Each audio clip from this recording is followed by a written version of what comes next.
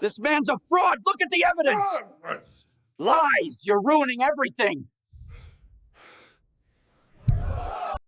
You know, back when I first moved out to this little slice of nowhere in the Ozark Mountains of Arkansas, I figured I'd finally found my spot to just disappear. You guessed it. After all those years in the service left me with more ghosts than I could shake a stick at, nightmares that'd wake me up sweating like I'd run a marathon in the desert, memories of buddies I couldn't save, the kind of stuff that makes silence your best friend and your worst enemy all at once. I'd picked this rundown cabin on a forgotten 10-acre plot, far from the nearest town, where the pines whispered secrets and the hawks circled like they were judging you from Abovino neighbors. No noise, just me and the rhythm of chopping wood till my arms burned, walking the perimeter like I was still on patrol, making sure nothing snuck up on me, not even my own thoughts. But then, one crisp fall afternoon, as I'm sitting on the porch steps nursing a cup of black coffee that's gone cold, I spot her, this old black and tan Rottweiler mix, standing stock still at the tree line, eyes locked on my cabin like she's got a mission. No bark, no wag, just this intense, almost human stare that sent a chill down my spine deeper than the mountain wind ever could. Her name turned out to be Bella, but I didn't know that then. I just called her the Shadow Watcher in my head, because she'd show up every day at exactly 4 in the afternoon, rain or shine, positioning herself on this weathered stump like a sentry on duty, watching me with those wise, amber eyes that seemed to see right through the walls I'd built around myself. At first, it pissed me off. Here I was, Tom Riley, 47 years old, ex-Army Ranger with enough medals to sink a boat, but a heart that felt like it had been hollowed out, trying to escape the world, and now this dog was invading my peace, not begging for scraps or anything, just observing, like she had orders from someone higher up. I'd stare back, arms crossed, wondering what her deal was. Was she feral, lost, or something more? And after about an hour, she'd turn with this graceful pivot, melt into the woods like smoke, leaving me with a silence that suddenly felt heavier, fuller, like it was pregnant with questions I didn't want to ask. Days turned into weeks, and damn if that routine didn't start weaving itself into mine. I'd finish splitting logs a bit early, make my perimeter sweep in right at the porch so I could be there when she arrived. Not that I'd admit it to myself at the time, because admitting it meant cracking the fortress I'd built, the one where emotions were locked down tighter than a classified op. But there was something about her steadfastness that got under my skin in a good way, you know? Like she was teaching me about loyalty without saying a word, her posture straight as a drill sergeant, coat matted but proud, silver around her muzzle telling tales of years she'd seen. I started respecting her, hell, admiring her even, because I knew discipline. I'd lived it, breathed it through tours in Iraq and Afghanistan, where hesitation got people killed. And this dog, she was a master at it, showing up no matter if the wind howled or the leaves crunched under frost, never flinching, just holding her post. One evening, after she'd left, I couldn't shake it anymore. The curiosity was eating at me like a bad itch. So the next morning, instead of my usual chores, I trek out to that stump, heart pounding like I was breaching enemy territory, and start poking around. The spot's elevated, perfect view of my cabin, like a natural lookout, and there, half buried under fallen leaves and dirt, I find this old, chewed-up frisbee, faded red plastic cracked from sun and time, lightweight in my hand like a relic from another life. It hits me then this wasn't random. This was purposeful, a pilgrimage. She wasn't watching me, or at least not just me. She was remembering something, someone, tied to that spot, and the empathy floods in, because me? I'd run from my memories, built walls to keep him out, but here was this dog honoring hers every damn day, loyal to a fault, and it made me feel small, exposed, like maybe my way wasn't the only way. That night, the dreams come roaring back, the heat, the dust, the shouts turning to screams, that god-awful silence after the blast, and I wake up gasping, tangled in sheets, panic clawing at my throat. But this time, instead of drowning in it, I picture her, Bella, on that stump, calm as a statue, breathing steady, and it pulls me back, anchors me, her image like a lifeline in the storm inside my head. Gratitude hits me hard, unexpected, warming me from the inside out for this creature I didn't even know, who'd somehow become my silent ally. And as the cold snaps in with winter's first real bite, I start worrying about her, imagining her out there in the chill, old bones aching, and the war inside me rages. The soldier saying stay out of it, she's not your problem, involvement's weakness, but the other part, the one she'd awakened, whispering about duty, about not leaving a comrade in the field.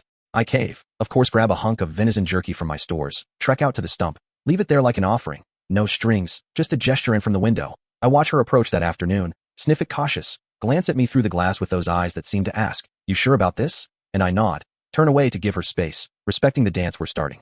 She takes it, eats slow and dignified, then resumes her watch, and just like that, the gulf between us shrinks a bit, a fragile bridge built on trust. Weeks pass, the offerings become ritual, a bit of bread, some dried meat, and she accepts, but never approaches, keeping that respectful distance, until the big storm rolls in, not with thunder but this eerie hush, sky turning leaden, wind dying like it's holding its breath. I prep like always, wood stacked, water hauled, cabin battened down, telling myself she'll hole up somewhere safe. She's smart, she's survived. But as 4 o'clock ticks by, and the snow whips into a frenzy, blanking out the world, she's not there, and the worry turns to panic, coiling tight in my gut, because suddenly I realize she's my anchor, her presence the one steady thing keeping my demons at bay, and without it, the silence roars. Memories flood in like a breach. I can't set action's my only salvation, so I gear up. Boots, coat, flashlight, protein bar shoved in a pocket, step into the whiteout. Wind slamming me like a punch. Visibility zero, but training kicks in. Use the wind as compass, trees as cover, move deliberate, no panic. I head to the stump first, dig through snow, find faint prints barely there, filling fast and follow him, crawling at times, losing the trail, backtracking, cursing under my breath, body numb but mind laser focused, because this isn't just about a dog anymore. It's about me, about not losing the one thing that started healing the cracks. Deeper into the woods, trees thicker, prints clearer, anthena shape, a low roof buried in drifts in old shack, prints leading straight to the door. I pound, shout, no answer, shoulder it open with a crack, stumble into freezing dark, flashlight sweeping. A cot, table, cold stove, and there, on the floor by an upturned chair, an old man, curled up, blue-lipped, pulse weak as a whisper, and pressed against him, Bella, lifting her head with a whine that breaks my heart, eyes pleading, exhausted but unyielding. Hypothermia clear as day fall from the chair, cold did the rest. I snap to light the stove, hands fumbling matches till flame catches, blankets over him, check for brake ship bruised bad, but no fracture, talking soft to Bella, good girl, I'm here now. And she watches, trusting, as the room warms slow, fire crackling like hope. Hours drag, storm raging outside, me tending the fire, forcing water into him, and finally his eyes flutter grown, confusion first word, Bella, and I reassure, explain the vigil, the search, the storm. His name's Elias, 89, voice raspy but sharp. I'm in your debt, son, didn't think anyone come. We talk as he warms, me stoking the fire, him glancing at a faded photo on the mantle, his wife, Clara, gone 12 years, and it spills out. That stump was their spot, watching sunsets, Bella her dog, last gift from him. And after Clara passed, Bella started the daily trek, not waiting but remembering, honoring a loyalty that mirrors his own quiet grief. He's ex-Marine, Kara bond over that invisible thread, war's different but scars the same. The alienation back home, the silence that's never quiet, no details of battles, just the after, the struggle to fit, and in that shack, trapped by snow, I feel seen, understood, walls thawing. But here's where it gets complicated as the storm clears, sun slicing through like a promise. We step out, world reborn in white, and Elias, leaning on a stick, shows me the land, tracks of elk, signs of foxes, teaching me to read the mountain like a book. We repair the shack, Togatherm shoveling, him directing with that stubborn fire, Bella trotting between us, tail wagging for the first time, nudging my hand, accepting me. Turns out, Elias has been fighting a quiet war of his own. There's this local developer, guy named Harlan Crow, slick as oil, head of the Valley's HOA equivalent, a loose association pushing progress, wanting to buy up old plots like Elias's for a resort, claiming the land's underutilized. But really it's greed. Harlan's family lost a boundary dispute years back with Elias's kin. Old grudge festering into manipulation. Rumors spread about Elias being too old, unsafe. Community whispers of imminent domain threats. Even anonymous notes hinting at accidents if he doesn't sell. Elias confides over coffee on his porch, voice low. Harlan's been at it for months, says my shack's an eyesore. Drags the value down, but this land was Claire's dream, our haven. I won't budge. And me? Fresh from my own isolation, feeling this new pull of connection. I bristle, loyalty stirring, like Bella's taught meso when Harlan shows up a week later. Truck rumbling up the fresh-cleared path. All smiles, but eyes hard as flint, the confrontation brews. He's portly, red-faced, in a pressed shirt that screams important, steps out. Elias, old-timer, heard about your little tumble in the storm. Maybe time to reconsider that offer, eh?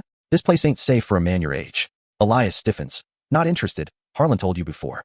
But Harlan spots me, sizes me up, smirks. And who's this? Your new caretaker? Or just another drifter squatting on my future property? The moxie boils in Mefter, all I've seen. This bully pushing an old vet? I step forward, voice steady but edged. Name's Tom, and this land's not yours. Elias served his country, built this life. You think you can waltz in with threats? Back off, or we'll make it public. The harassment. The Notes community might not like their leader exposed. Harlan's face twists, spits back, miffed. You don't know who you're messing with. Boy, I'd got pull. Permits lined up, this eyesore's coming down, one way or another. But Elias, fire in his eyes, chimes in sharp. Over my dead body. Harlan, and Tom's right. Clara's memory stays. You lost that fight fair and square years ago. Jealousy won't win now. The air crackles. Harlan huffs. You'll regret this, both of you. Slams his door. Peels out. Dust kicking up like a retreat. That sparks our counter. Unexpected. Fierce. I use my old contacts. Dig into records online from town. First trip in months. Uncover Harlan's shady deals. Forged surveys. Bribes to officials who rally quiet allies. A few old-timers who'd been bullied too. File complaints. Even get a local reporter sniffing around. The climax hits at a town hall meeting packed room. Harlan smug at the podium, pushing his development vision. But Elias stands, cane thumping, voice booming despite his age. This ain't progress. It's theft. Harlan's twisting arms for personal gain. Look at the evidence. I back him, projecting calm authority. I've seen real threats overseas. This man's a coward hiding behind paperworkers, proof of his fraud. Handing out copies. Crowd murmuring. Harlan sputtering. Lies. This outsider's stirring trouble. But the tide turns. Folks who'd feared him speak upon woman. He pressured my pa too. And Harlan storms out. Defeated. Tail between his legs. As cheers erupt. Elias gripping my shoulder. We did it, son, thanks to you and Bella. In the aftermath, as spring greens the hills, our bond solidifies, paths worn between cabins, shared meals, stories flowing like the streams. Bella the heart, dividing time. Her vigil ended, but mission fulfilled in this new family. My nightmares fade, replaced by purpose. Helping Elias, part of the land now, seeing it alive with stories, not just a hideout. But here's the twist that still nags. Harlan slunk away, project scrapped, but whispers linger. Was his grudge justified? Some old family claim buried in deeds? Or was it pure envy? The communities split. Some hail us heroes, others mutter about outsiders meddling. And Elias wonders if peace is temporary. Harlan plotting round 2. Makes you think, right? About justice in small towns, where lines blur between right and grudge. What do you folks think? Was Harlan the villain, or just a guy fighting for what he believed was his? Drop your takes in the comments. Share if you've dealt with community drama like this, and hit subscribe for more real-life tales that hit home. Who knows? Your story might be next.